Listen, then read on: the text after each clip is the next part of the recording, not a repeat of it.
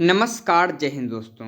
मैं अंकित मिश्र एक बार फिर से हार्दिक स्वागत करता हूं आपके अपने यूट्यूब चैनल एग्ज़ाम तक पर। दोस्तों, आज के इस वीडियो में हम लोग आपके क्लास 10th की जो बुक है उसके चींटी नामक पाठ को अच्छी तरीके से समझने वाले हैं कि किस तरीके से इसका अर्थ है। दोस्तों, आपको पता होना चाहिए कि आपके पेपर में 6 अंक के 2 पद्यांश आते हैं। उनमें से एक पद्यांश का आपको संदर्भ लिखना होता है, ठीक है। आपको प्रसंग लिखना होता है कि उसका प्रसंग कौन सा है, किस तरीके से उसकी व्याख्या करनी होती है, आपको कि इसका अर्थ क्या है, व्याख्या करनी होती है।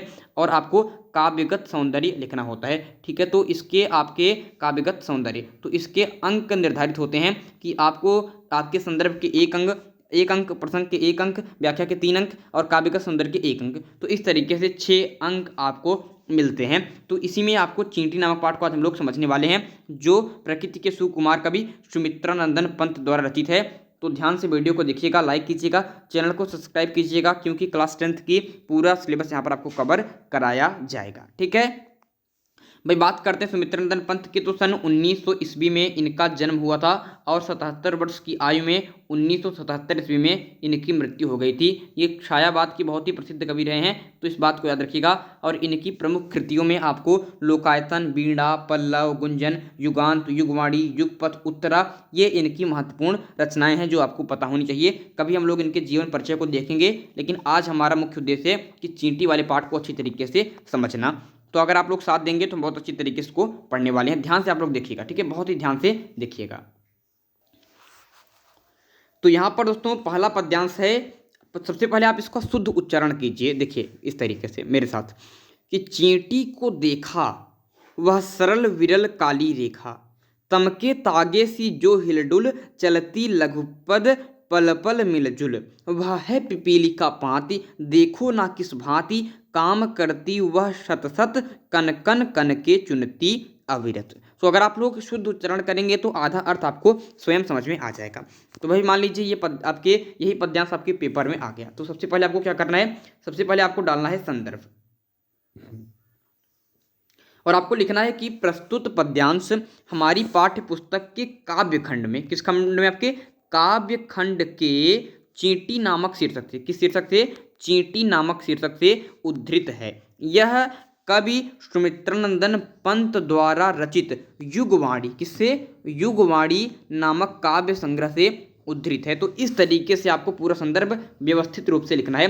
फिर से सुन लीजिए, ध्यान से सुन लीजिए कि प्रस्तुत पद्यांश हमारी पाठ्य पुस्तक के काव्य खंड के चींटी नामक शीर्षक से उद्धृत है। किससे, चींटी नामक शीर्षक से उद्धृत है। यह कवि सुमित्रानंदन पंत द्वारा रचित युगवाणी, क्या है दोस्तों, ये युगवाणी, ये काव्य संग्रह है। तो युगवाणी काव्य संग्रह से आपके ली गई है, ठीक है। अब यहाँ पर आपको आपके संदर्भ के बाद आपको प्रसंग लिखना है, ठीक है। तो प्रसंग आपको क्या होता है कि इसी का जो अर्थ होता है उसी को एक लाइन में आपको लिखना होता है कि इसमें किस प्रकार का प्रसंग किया गया है। तो मैं आपको बता दे रहा हूँ कि इन पंक्तियों में दोस्तों जो चींटी है ये एक तुक्ष प्राणी है, और इसकी जो निरंतर गतिशीलता है, निर्भय होकर विचरण करना है इसका जो है, और कभी हार न मानने की जो इसकी प्रवृत्तियाँ हैं, इसी का वर्णन किया गया है। तो इस तरीके से आपको प्रसंग लिखना है, और इसके बाद आपको डालनी है व्याख्या, जो बहुत ही महत्वपूर्ण है। 3 नंबर यहाँ से आपको व्याख्या के मिल जाते हैं, आपकी व्याख्या बहुत ही महत्वपूर्ण है, तो ध्यान दीजिए। सबसे पहले आप इसको अच्छी तरीके से समझ लीजिए, व्याख्या आपकी हो जाएगी। तो व्याख्या आपको क्या लिखना है, इसी का अर्थ जो होता है उसी को आपको व्याख्या में करना होता है अपने शब्दों में। तो मैं आपको समझा दे रहा हूँ, आपको वही शब्द नहीं लिखना है। आप एक बार समझ लेते हैं तो व्याख्या आप अपने मन से भी कर देते हैं। बस आपको कविता को अच्छी तरीके से समझ विकसित होनी चाहिए, जो मैं यहाँ पर आपको कराने वाला हूँ। सबसे पहली लाइन देखिए कि चींटी को देखा, चींटी को देखा। तो कवि यहाँ पर क्या कहना चाह रहा है, तो आप लिखेंगे व्याख्या में, व्याख्या डालेंगे, लिखेंगे कि कवि कहता है या फिर कवि सुमित्रानंदन पंत जी कहते हैं कि क्या तुमने कभी चींटी को देखा है। चींटी को देखा, देखिए क्वेश्चन मार्क है, तो यानी कि क्या कर रहे हैं कि क्या तुमने कभी चींटी को देखा है, क्वेश्चन मार्क लगा है, इसलिए इसका अर्थ इस तरीके से बनेगा, वह सरल विरल काली रेखा। यहाँ पर आगे क्या कर रहे हैं कि वह कितनी सरल एवं सीधी है, यानी कि वह अत्यंत सरल एवं सीधी है। विरल मतलब दोस्तों, विरल का अर्थ होता है पतली, विरल मतलब क्या होता है, विरल का अर्थ होता है पतली। तो वह पतली काली रेखा की भांति तमके तागे सी, तम मतलब होता है अंधकार, यानी कि तम का सेंस भी आप लोग काले के अर्थ में ले सकते हैं, अंधकार काला ही होता है ना। तो तम मतलब होता है काले, तागे सी यानी कि धागे की भांति, तो काले धागे की भांति हिलडुल यानी कि हिलती डुलती है। कुछ समझ में आया कि नहीं? बिल्कुल समझ में आया होगा कि चींटी को देखा, कवि पंत जी कहते हैं कि क्या तुमने कभी चींटी को देखा है, वह अत्यंत सरल एवं सीधी है। वह अत्यंत क्या है? सरल और सीधी है। विरल काली रेखा, वह पतली काली रेखा की भांति तमके तागे सी, काले धागे की भांति हिलती डुलती है। भाई ये काले धागे का यहाँ पर प्रयोग, काले धागे का यहाँ पर आपके अर्थ क्यों निकाला गया है, मैं भी आपको बताता हूँ कि इसका प्रयोग यहाँ पर क्यों किया है कवि ने। आगे देखिए क्या कहते हैं कि चलती लघुपद, चलती है मतलब कि चलती है, लघुपद यानी कि अपने छोटे पैरों से, पल पल यानी कि प्रतिक्षण, मिलजुल यानी कि मिलजुल कर।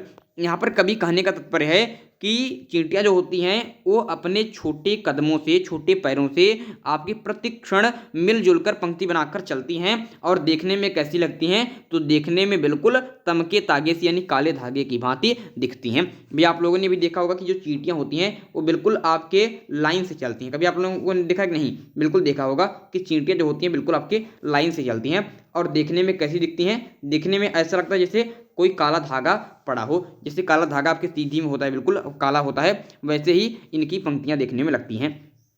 तो इसीलिए कवि ने यहाँ पर तमके तागे सी इस शब्द का प्रयोग किया है कि चलती लघुपद पल पल मिलजुल, वह अपने छोटे पैरों से प्रतिक्षण मिलजुल कर पंक्ति बनाकर चलती हैं और देखने में बिल्कुल आपके काले धागे की भांति लगती हैं। ठीक है, अर्थ समझ में आ गया? बिल्कुल। आगे देखते हैं कि वह है पिपीली का पाती। आगे कवि कह रहे हैं कि देखिए वह आपके चींटियां जो है वो पंक्तिबद्ध हैं। ठीक है, क्या है? आपके चींटियों की पंक्तियां हैं, चींटियां पंक्तिबद्ध हैं। देखो ना किस भांति, देखिए किस तरीके से काम करती वह सतत, वह अपने काम में निरंतर लगी हुई है। यानी कि इन तीनों अर्थों, यहाँ पर तीनों का कभी यहाँ पर तात्पर्य यहाँ पर इस तरीके से दिख रहा है कि देखिए वो आपके चींटियां किस तरह पंक्तिबद्ध होकर निरंतर अपने कार्य में लगी हुई हैं। देखिए चींटियां किस तरीके से पंक्तिबद्ध होकर पांत यानी कि पंक्तिबद्ध होकर आपके अपने काम में निरंतर लगी हुई हैं। ठीक है, तो इस तरीके से अर्थ हो गया। और नीचे लिखा है कि कन कन कन के चुनती अविरत। यहाँ पर बता रहे हैं कि वह बिना रुके, अविरत मतलब क्या होता है दोस्तों? अविरत का अर्थ होता है कि बिना रुके, तो बिना रुके होता है, अविरत का अर्थ होता है बिना रुके। तो आप यहाँ पर लिख सकते हैं कि क्या लिख सकते हैं कि वह बिना रुके, बिना थके एक एक कण, कण कण मतलब कि होता है कि एक एक कण, कण की चुनती मतलब कि एक एक कण हो आपके, एक एक कण इकट्ठा कर अपने घर ले जाती हैं। इसका मतलब कहने का तात्पर्य है कि वे कभी हार नहीं मानती हैं और लगातार श्रम से अपने परिवार के लिए भोजन को एकत्र करती हैं। यानी कि जो कण कण है तो ये भोजन को एकत्र करते हैं अपने परिवार के लिए बिना रुके, बिना थके, बिल्कुल परिश्रम से। तो इस तरीके से यहाँ पर बन रहा है। तो आपको समझ में आ गया होगा। एक बार मैं फिर से समझा देता हूँ। आपके चींटी को देखा, कवि पंत जी कहते हैं कि क्या तुमने कभी चींटी को देखा है, वह अत्यंत सरल एवं सीधी होती हैं। विरल काली रेखा, वह काली पतली रेखा की भांति तमके तागे सी, काले धागे की भांति आपके हिलती डुलती हैं। चलती लघुपद पल पल मिलजुल, वह अपने छोटे पैरों से प्रतिक्षण मिलजुल कर पंक्ति बनाकर चलती हैं और देखने में बिल्कुल काले धागे की भांति लगती हैं। वह है पिपीली का पाती। कवि कहते हैं कि देखो ना किस भांति, देखिए ना किस तरीके से वे चींटियां, पिपीली यानी चींटियां आपके पंक्तिबद्ध होकर अपने काम में निरंतर लगी हुई हैं। सतसत मतलब होता है निरंतर, तो सतसत यानी क्या होता है? निरंतर अपने काम में लगी हुई हैं। कन कन के चुनती अविरत, अविरत मतलब बिना रुके, वे बिना रुके एक एक कण इकट्ठा करती हैं, एक एक कण इकट्ठा करके चुनती हैं, इकट्ठा करते अपने घर ले जाती हैं। यानी कि आपके लगातार श्रम से वे कभी हार नहीं मानती हैं और अपने परिवार के लिए भोजन एकत्र करती हैं। यानी कि यहाँ पर तो इन पंक्तियों के माध्यम से कवि ने आपकी चींटी जो श्रम की साकार व सजीव मूर्ति है उसका आपके वर्णन किया है। चींटी वैसे बल्कि यद्यपि वह एक लघु प्राणी है, बिल्कुल आपके तुच्छ प्राणी है, लेकिन वह उस किस तरीके से काम करती है इसके बारे में यहाँ पर कवि ने लिखा है। शायद आपको समझ में आ गया होगा और बहुत ही इंपॉर्टेंट लाइन है, यहाँ पर आप अच्छी तरीके से समझ लीजिए। अब बात करते हैं, संदर्भ हो गया, आपकी प्रसंग हो गया, व्याख्या हो गई। अब यहाँ पर आपको लिखना है काव्यगत सौंदर्य। क्या लिखना है आपको? काव्यगत सौंदर्य लिखना है। पेपर में काव्यगत सौंदर्य भी आपको लिखना है, तभी पूरे 6 अंक आपको मिलेंगे। ठीक है, तो काव्यगत सौंदर्य क्या होता है भाई? इसमें सबसे ज़्यादा बच्चों को प्रॉब्लम होती है, तो मैं आज आपको बताता हूँ कि काव्यगत सौंदर्य में आपको क्या क्या लिखना है। सबसे पहले आपको लिखनी है कि ये जो पंक्तियां हैं वो किस भाषा में लिखी हुई हैं। तो भाई आपको पता होना चाहिए कि जो काव्यगत सौंदर्य है इसकी भाषा क्या है दोस्तों? तो यहाँ पर ये जो पंक्तियां हैं दोस्तों ये आपके साहित्यिक खड़ी बोली में लिखी हुई हैं। साहित्यिक खड़ी बोली में, तो आप लोग नोट भी कर सकते हैं कि इसकी भाषा क्या है, तो साहित्यिक खड़ी बोली है। क्या है आपके? साहित्यिक खड़ी बोली है। ठीक है, जैसे आप लोग जानते हैं कि सूरदास जी ब्रज भाषा में लिखते हैं, तुलसीदास जी अवधी भाषा में लिखते हैं, वैसे ही आपके ये जो पंक्तियां हैं ये साहित्यिक खड़ी बोली में लिखी हुई हैं। इसके बाद आपको लिखना है कि ये जो पंक्तियां हैं ये किस शैली में लिखी हुई हैं। ठीक है, तो भाई यहाँ पर नोट कर लीजिए कि ये जो पूरी पंक्ति है, चींटी की जो पूरी रचना है, ये वर्णनात्मक शैली में लिखी हुई है। वर्णनात्मक मतलब होता है कि कम शब्दों में बात लिखी हुई है, उसका आप वर्णन कर सकते हैं, उसका वर्णन आप कर सकते हैं उसके अच्छे स्तर पर। तो ये शैली क्या है, वर्णनात्मक है। इसके अलावा आपको गुण डालना है, तो भाई यहाँ पर गुण क्या है, तो हमें ओज की प्राप्ति होती है इस कविता को पढ़ने के बाद, तो गुण ओज है। और रस कौन सा है, तो भाई ये वीर रस में प्रयोग हुआ है। तो इस तरीके से आपको काव्यगत सौंदर्य डालना है। काव्यगत सौंदर्य में कि भाषा क्या है, साहित्यिक खड़ी बोली, शैली क्या है, वर्णनात्मक है, गुण क्या है, तो भाई ओज गुण है। जहाँ पर वीर रस रहेगा वहाँ पर गुण ओज ही रहेगा, आप ध्यान दे लीजिए। तो रस तो वीर है, आप पढ़ने के बाद आपको पता खुद ही चल रहा है, तो वीर रस है। ठीक है आपके, ठीक है, क्योंकि स्थायी भाव उत्साह है, और गुण क्या है, तो गुण आपका ओज है। तो सर क्या काव्यगत सौंदर्य में केवल इतनी ही चीज़ें लिखनी है, भाषा, शैली, गुण, रस नहीं, इसके अलावा आपको अलंकार भी लिखना होता है। तो इसमें कौन कौन सा अलंकार है, ये कैसे आप पहचानेंगे, मैं बता रहा हूँ, आप बिल्कुल भी परेशान मत होइए, मैं आपको बता रहा हूँ कि कौन कौन सा अलंकार इसमें है। तो भाई अलंकार तो आप लोगों ने पढ़ा ही है, बस आपको यहाँ पर समझना है कि कैसे कैसे अलंकार यहाँ पर प्रयोग हुआ है। सबसे पहले तो यहाँ पर आपको मैं जिन पंक्तियों पर ध्यान आपके खींचता हूँ उस पंक्ति को देखिए। यहाँ पर हिलडुल, इस पंक्ति को ध्यान दीजिए। इसके अलावा आपको पिपीलिका पात, इन वाली पंक्तियों को ध्यान दीजिए। और इसके अलावा आपको इन वाली पंक्तियों का आप लोग यहाँ पर ध्यान दे सकते हैं। ठीक है, आप ये पूरा कन कन कन की इन पंक्तियों को ध्यान दे सकते हैं। तो भाई हिल डुल में बात करते हैं, देखिए ल वर्ण की पुनरावृत्ति हुई है, ल ल, हिल में ल, डुल में ल। ठीक है, तो यहाँ पर ल वर्ण की पुनरावृत्ति हुई है। पिपीलिका पाती में देखिए आप प वर्ण की 3 बार आवृत्ति हुई है, तो प वर्ण की पुनरावृत्ति हुई है। और कन कन कनके में कन, क और न, ठीक है, इन वर्णों की पुनरावृत्ति 3 बार हुई है। कितनी बार, 3 बार हुई है। ठीक है, तो यहाँ पर आप लोग लिख सकते हैं कि ये कौन सा अलंकार है, तो जहाँ पर एक वर्ण की पुनरावृत्ति होती है, एक ही वर्ण की, एक ही अक्षर की पुनरावृत्ति होती है, वहाँ पर अनुप्रास अलंकार होता है। ये आपको पता होना चाहिए खुद से ही। ठीक है, अनुप्रास अलंकार। ठीक है, जैसे तरणि तनुजा तर तमाल तरगुर बहुछाए, तो यहाँ पर त वर्ण की पुनरावृत्ति कई बार हुई है। वैसे ही जब एक वर्ण की पुनरावृत्ति आपके एक से अधिक बार या फिर 2 से अधिक बार होती है, वहाँ पर आपके अनुप्रास अलंकार होता है। ठीक है, तो आप लोग डाल सकते हैं काव्यगत सौंदर्य में, ऐसे डालेंगे अलंकार और लिखेंगे अनुप्रास अलंकार। और आगे आप लोग लिखेंगे कि हिल डुल, फिर कामा लगाकर लिखेंगे पिपीलिका पाती, फिर लिखेंगे और कन कन कनके में। ठीक है, में क्रमशः ला वर्ण की आवृत्ति यहाँ पर। ठीक है, ला, फिर लिखेंगे प, और फिर लिखेंगे आप लोग कि यहाँ पर क और न, क और न, यहाँ पर क और न वर्ण की पुनरावृत्ति होने से यहाँ अनुप्रास अलंकार का प्रयोग हुआ है। ठीक है, अनुप्रास अलंकार है।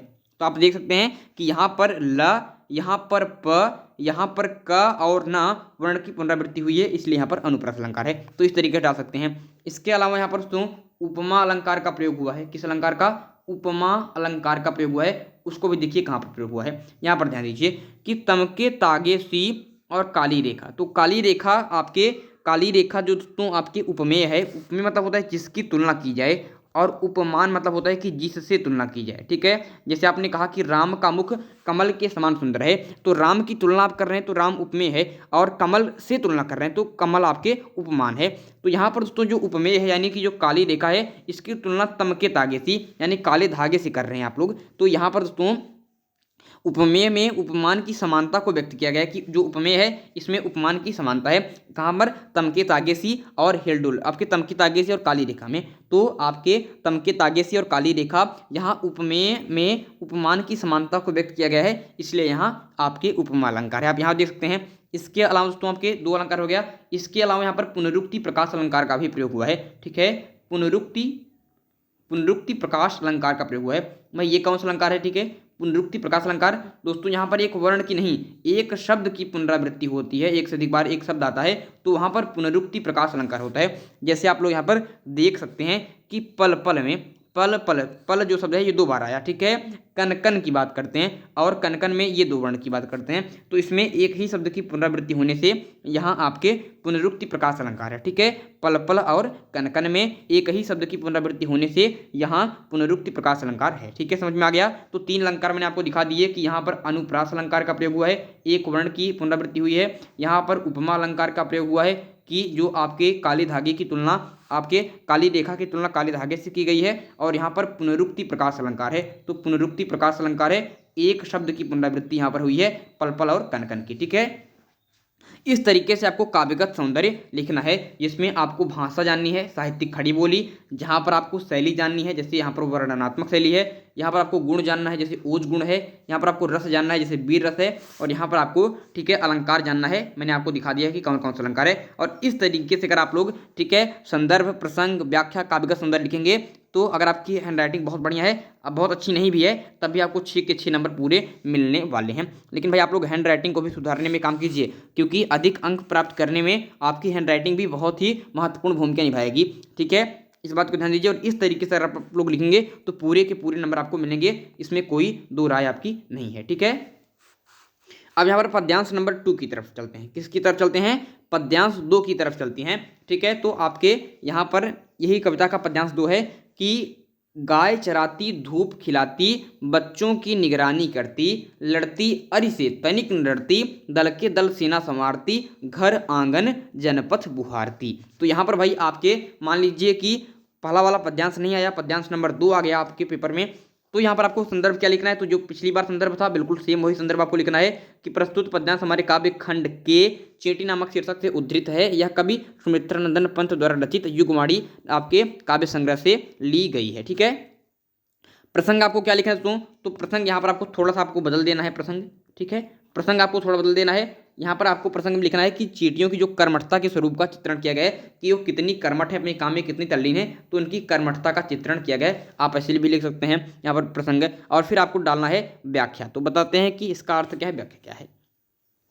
तो गाय चराती, तो यहाँ पर आप लिखेंगे व्याख्या में कि कवि पंत जी कहते हैं कि चींटियों के पास भी अपनी गाय होती हैं। क्या होती हैं? चींटियों के पास भी अपनी गाय होती हैं। ऐसी आपके कल्पना की है कवि ने, ऐसा वास्तविकता में तो नहीं होता है, लेकिन वो आपकी तुलना कर रहे हैं कि मतलब आप एक कल्पना ऐसा कर रहे हैं, इमेजिन कर रहे हैं। तो यहाँ पर गाय चराती यानी कि कवि पंत जी कहते हैं कि चींटियों के पास भी अपनी गाय होती हैं।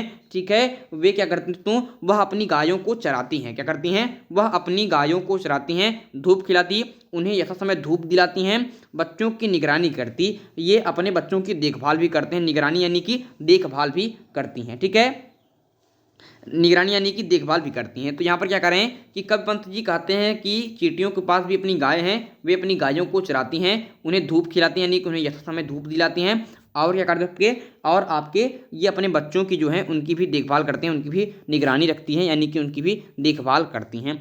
लड़ती अरि, अरि मतलब होता है दोस्तों, अरि मतलब क्या होता है? इनमी। अरि मतलब क्या होता है? आपके शत्रु, इनमी। ठीक है, तो क्या कहते हैं आपके अरि मतलब होता है शत्रु। तो ये अपने बच्चों की देखभाल करते, समझ गए? तथा शत्रुओं से लड़कर, तथा लड़ती अरि, तथा शत्रुओं से लड़ती यानी अरि से शत्रुओं से लड़कर। ठीक है, शत्रुओं से लड़कर क्या करती हैं? वे डरती नहीं है, बिल्कुल अपनी रक्षा करती हैं। क्या करती हैं आपके? वे अपनी रक्षा स्वयं कर लेती हैं। ठीक है, दल के दल सेना संवारती, आगे यहाँ पर कह रहे हैं कि जो चींटियां होती हैं वे भी अपना एक दल बनाती हैं, अपना एक सामूहिक दल बनाती हैं। ठीक है, क्या करती हैं? अपना एक सामूहिक दल बनाती हैं और बहुत सुंदर सेना का निर्माण करती हैं। ठीक है, बहुत ही सुंदर सेना संवारती हैं, संवारती यानी कि आपके उसको बहुत ही सुंदर सेना क्या करती हैं? आपके निर्माण करती हैं। ठीक है, बहुत ही बढ़िया कल्पना यहाँ पर कवि ने की है कि आपके लड़ती अरि से तनिक न डरती, वे क्या कर रहे हैं? आपके यहाँ पर कह रहे हैं कि शत्रुओं से लड़कर वे अपनी सुरक्षा स्वयं करती हैं, दल के दल सेना संवारती, चींटियाँ करती हैं, चींटियाँ भी अपना सामूहिक दल बनाती हैं, अपना सामूहिक दल बनाती हैं और बहुत ही सुंदर सेना का निर्माण करती हैं। आगे यहाँ पर लिख रहे हैं कि घर आंगन जनपथ बुहारती। भाई आप लोग देखते होंगे कि अगर कोई कीड़ा मकोड़ा मर गया है, कोई चीज़ें हैं, ठीक है, कोई चींटी आपके ठीक है शुगर की बात करते, चीनी अगर का दाना आप मान लीजिए आपके गिर पड़ा है, तो उसको किस तरीके से ले जाती हैं और आपके क्या करती हैं? बुहारती, जनपथ यानी कि हमारा घर आंगन को साफ कर जाती हैं। तो उसी की यहाँ पर कल्पना की गई है, यहाँ पर वर्णन किया गया है कि ये चींटियाँ क्या करती हैं दोस्तों? ये चींटियाँ जो बहुत सारी आपके गंदी वस्तु होती हैं, ठीक है, उसको आपके उठाकर ले जाती हैं यानी कि हमारे घर आंगन को जनपथ को यानी हमारे रास्ते को क्या करती हैं? झाड़ पोंछ कर बुहारती हैं यानी कि साफ कर देती हैं। ठीक है, तो आप लोग यहाँ पर इस तरीके से वर्णन किया गया है, शायद आपको समझ में आ गया होगा। एक बार मैं फिर से समझाता हूँ, बिल्कुल क्लियर हो जाएगा कि गाय चराती, कवि पंत जी कहते हैं कि चींटियों के पास भी अपनी गाय होती हैं, वे अपनी गायों को चराती हैं, उन्हें यथा समय धूप दिलाती हैं तथा वे अपने बच्चों की देखभाल भी करती हैं। लड़ती अर्थ से तंजीन लड़ती, वे अपने शत्रुओं से बिल्कुल भी डरती नहीं हैं, स्वयं उनसे लड़ती हैं और अपनी सुरक्षा स्वयं करती हैं। दल के दल सेना संवारती, चींटियां भी अपना सामूहिक दल बनाती हैं तथा बहुत ही सुंदर सेना का निर्माण करती हैं। चींटियां बहुत सारी गंदी वस्तुओं को उठाकर ले जाती हैं, यानी कि हमारे घर आंगन और रास्ते को झाड़ पोंछ कर साफ कर देती हैं। ठीक है, इस तरीके से आपको व्याख्या लिखनी है, कोई भी आपका नंबर काट नहीं पाएगा। और इसके बाद आपको क्या डालना है, इसके बाद आपको डालना है काव्यगत सौंदर्य। क्या डालना है, काव्यगत सौंदर्य आपको डालना है। सौंदर्य में आपको सबसे पहले मैंने जो बताया था आपको भाषा लिखनी है, तो मैंने बता दिया कि ये जो पूरी रचना लिखी गई है ये साहित्यिक खड़ी बोली में लिखी गई है, तो भाषा आप डाल देंगे साहित्यिक खड़ी बोली। शैली की बात करते हैं तो भाई ये पूरी पंक्ति जो है शैली वर्णनात्मक है, पीछे मैंने बताया आपको। गुण की बात करते हैं तो गुण ओज है। ठीक है, रस क्या है, तो रस आपके वीर रस है। क्या है आपके, रस वीर रस है। तो भाषा साहित्यिक खड़ी बोली, शैली वर्णनात्मक, गुण ओज, रस आपके वीर रस। अब बात करते हैं यहाँ पर अलंकार की कि क्या इन पंक्तियों में किसी भी प्रकार के अलंकार का प्रयोग हुआ है, तो वो तो हुआ ही होगा, लेकिन कहाँ पर है, चलिए हम उसको पहचान लेते हैं। ठीक है, आप जो जो पंक्तियां मैं आपको दिखा रहा हूं उस पर आप ध्यान एकत्रित कीजिए। निगरानी करती, सेना संवारती। ठीक है, यहाँ पर आप लोग देख रहे होंगे सर इसमें क्या है, भाई आपको दिखना चाहिए कि र और र। ठीक है, यहाँ पर र वर्ण की पुनरावृत्ति हुई है और सेना समार्थी में स वर्ण की पुनरावृत्ति होने से यहाँ पर आपके अनुप्रास अलंकार का प्रयोग हुआ है। तो केवल एक अलंकार का प्रयोग हुआ है, अनुप्रास अलंकार। ठीक है, निगरानी करती में र वर्ण की, सेना समार्थी में स वर्ण की पुनरावृत्ति होने से यहाँ पर अनुप्रास अलंकार का प्रयोग हुआ है। और इस तरीके से आपका ये पद्यांश 2 का संदर्भ, प्रसंग, व्याख्या और काव्य का सौंदर्य आपका कंप्लीट हुआ। अब बात करते हैं पद्यांश नंबर 3 की। किसकी बात करते हैं भाई, आपके पद्यांश नंबर 3 का यहाँ पर हम लोग बात करते हैं, ध्यान दीजिएगा। और इसी के साथ आपकी ये कविता समाप्त हो जाएगी। तो यहाँ पर मान लीजिए कि पद्यांश नंबर 3 आपके पेपर में आ गया, तो आपको सबसे पहले संदर्भ लिखना है भाई। आपके जो भी मैंने आपको बताया कि प्रस्तुत पद्यांश हमारी पाठ्य पुस्तक के काव्यखंड के चींटी नामक शीर्षक से उद्धृत है। यह कवि सुमित्रानंदन पंत द्वारा रचित युगवाणी काव्य संग्रह से ली गई है। ठीक है, ये संदर्भ लिखना है। फिर आपको प्रसंग लिखना है कि किस प्रकार का प्रसंग है। ठीक है, तो प्रसंग में आप लिख सकते हैं यहाँ पर कि प्रस्तुत पंक्तियों में कवि ने चींटी की सामाजिकता तथा क्रियाशीलता को चित्रित किया है। ठीक है, सामाजिकता और उसकी जो क्रियाशीलता है इसको चित्रित किया है। और इसके अलावा आपको अब लिखनी होती है व्याख्या। तो अब हम लोग यहाँ पर देखेंगे व्याख्या कवि यहाँ पर क्या कहना चाह रहा है। तो यहाँ पर आप सीधी सी भाषा में लिखेंगे कि पंत जी कहते हैं कि, ये आपको स्वयं डालना है, ऐसे डालना है, व्याख्या फिर लिखना है कि पंत जी कहते हैं कि चींटी है प्राणी सामाजिक, यानी कि जो चींटियां हैं ये हमारे समाज की एक सामाजिक आपके प्राणी हैं। वह श्रमजीवी, वह श्रमजीवी यानी श्रम करके जीवन जीने वाली आपके सुनागरिक, अच्छी नागरिक हैं। क्या है, आपके सभ्य नागरिक हैं। तो कवि पंत जी कहते हैं कि चींटी हमारे समाज की एक सामाजिक प्राणी है, एक जीव है, प्राणी है सामाजिक। आपके चींटी हमारे समाज की एक सामाजिक प्राणी है। वह श्रमजीवी, वह सुनागरिक, वह श्रम करके जीने वाली एक सभ्य नागरिक है। ठीक है, समझ में आ गया। आगे बात करते हैं। देखा चींटी को उसके जी को, यहाँ पर कवि क्या कहना चाह रहा है कि क्या तुमने कभी चींटी को देखा है, उसके जी मतलब होता है मन, तो क्या आपने कभी चींटी को देखा है, आपने क्या कभी उसके मन को कभी जाना है कि उसके मन में क्या है, क्या आपने कभी उसके मन को जाना है।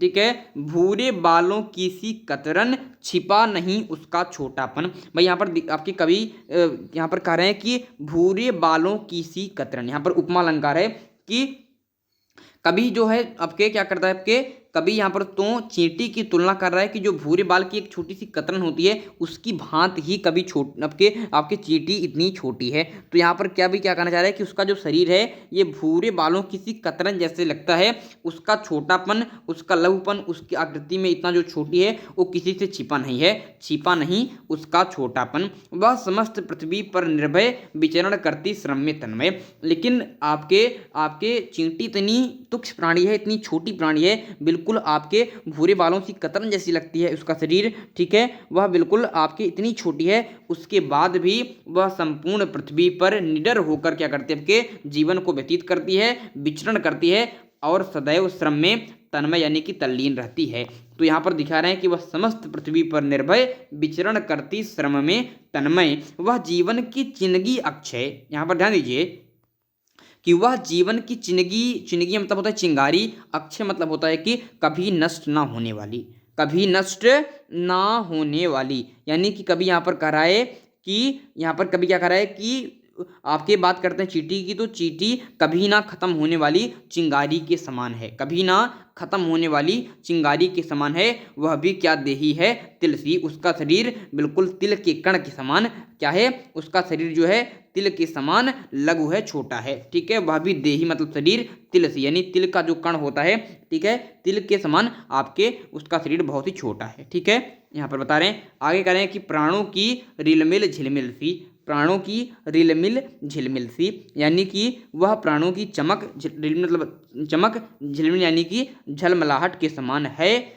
दिन भर में वह मीलों चलती, अथक कार्य से कभी न टलती। वह दिन भर में मीलों चलती है, ठीक है, मीलों चलती है और आपके परिश्रम करने से, ठीक है, आपके परिश्रम करने से कभी डरती नहीं है। वह निरंतर अथक यानी कि बिना थके कार्य में तल्लीन रहती है, कार्य में लगी रहती है, यानी कि सदा काम करती रहती है। इस तरीके से कभी यहाँ पर वर्णन करता है, एक बार देखेंगे फिर से अच्छी तरीके से समझेंगे कि चींटी है प्राणी सामाजिक व श्रमजीवी व सुनागरिक। कवि पंत जी कहते हैं कि चींटी हमारे समाज की एक सामाजिक प्राणी है, वह श्रम करके जीने वाली एक सभ्य नागरिक है। देखा चींटी को उसके जी को। कवि पंत जी कहते हैं कि क्या तुमने कभी चींटी को देखा, देखिए यहाँ पर क्वेश्चन मार्क है, क्या तुमने चींटी को कभी देखा है, कभी उसके मन को समझा है। भूरे बालों किसी कतरन, छिपा नहीं उसका छोटापन। वह एक आपके भूरे बाल की कतरन जैसा लगती है, उसका छोटापन, उसकी आकृति में छोटा होना किसी से छिपा नहीं है। वह समस्त पृथ्वी पर निर्भय विचरण करती श्रम में तन्मय। इतनी तुच्छ प्राणी होते हुए भी वह संपूर्ण पृथ्वी पर निडर होकर विचरण करती है, जीवन व्यतीत करती है और सदैव श्रम में, मेहनत में तल्लीन रहती है, मग्न रहती है। वह जीवन की जिंदगी अक्षय, वह भी क्या देही है तिल सी। वह जीवन की जिंदगी अक्षय, वह कभी न समाप्त होने वाली चिंगारी के समान उसका जीवन है। वह उसका शरीर तिल के समान लघुकण है, तिल के समान बहुत ही छोटा है। प्राणों की रिलमिल झिलमिल सी, दिन भर में वह मीलों चलती अथक कार्य से कभी न टलती। वह प्राणों की चमक झिलमिलाहट के समान है, दिन भर में वह मीलों चलती है लेकिन कभी भी परिश्रम से भागती नहीं है और बिना थके दिन भर आपके सदैव काम में लगी रहती है, कार्य से कभी न टलती। अपने कर्म से कभी आपके अकर्मण्यता नहीं दिखाती है, वह सदैव अपने कर्म में लगी रहती है। इस तरीके से आपको व्याख्या लिखनी है जो आपको मैंने यहाँ पर आपके समझा दिया है। और इसके बाद आपको डालना है काव्यगत सौंदर्य। क्या डालना है आपके, इसके अलावा आपको डालना है भाई आपके काव्यगत सौंदर्य। क्या डालना है आपके, काव्यगत सौंदर्य। काव्यगत सौंदर्य, भाई मैंने आपको संदर्भ लिखा दिया, प्रसंग, व्याख्या। अब बात रही काव्यगत सौंदर्य की, तो वो चीज़ें वैसे ही हैं कि भाषा क्या है, तो भाई पूरी कविता एक ही भाषा में लिखी जाती है, तो भाषा तो आपके हो गई, ठीक है, साहित्यिक हिंदी। बात करते हैं शैली की, तो शैली तो आपकी वर्णनात्मक ही है। बात करते हैं गुण की, तो गुण आपका ओज है, ठीक है। और रस की बात करते हैं तो रस आपका वीर है, ठीक है। वीर रस आपके ओज गुण, वर्णनात्मक शैली और साहित्यिक खड़ी बोली भाषा, ठीक है।